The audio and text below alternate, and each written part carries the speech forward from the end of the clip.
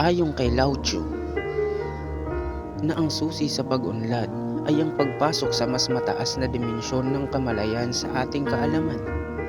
Kung kulang ka sa pananampalataya, nangangahulugan lang na ang pag-iral ay hindi naniniwala sa iyo.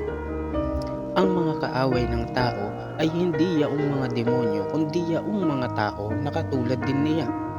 Sa sentro ng iyong pagkatao mayroong kasagutan. Alam mo kung sino ka at alam mo kung ano ang iyong nais. Ang paglalakbay ng 1,000 milya ay nagsisimula sa isang hakbang. Kung nauunawaan mo na ang lahat ng bagay ay nagbabago. Kung gayon, wala kang dapat na sikaping ipaglaban. Kung hindi ka natatakot na mamatay, walang bagay na hindi mo makakamit. Ang mga taong nakakaalam ay hindi masalita.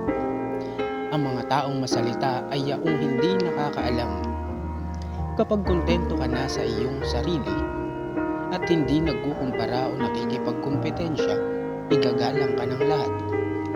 Ang oras ay isang likas na bagay. Ang sabihing, wala akong oras, ay katulad ng pagsabing, hindi ko gusto. Kung ikaw ay nalulumbay, ikaw ay nabubuhay sa nakaraan. Kung ikaw ay nababalisa, ikaw ay nabubuhay sa hinaharap. Kung ikaw ay payapa, ikaw ay nabubuhay sa kasalukuyan. Ang mabuting mga salita ay lumilikha ng tiwala. Ang may mabuting pag-iisip ay lumilikha ng kalaliman.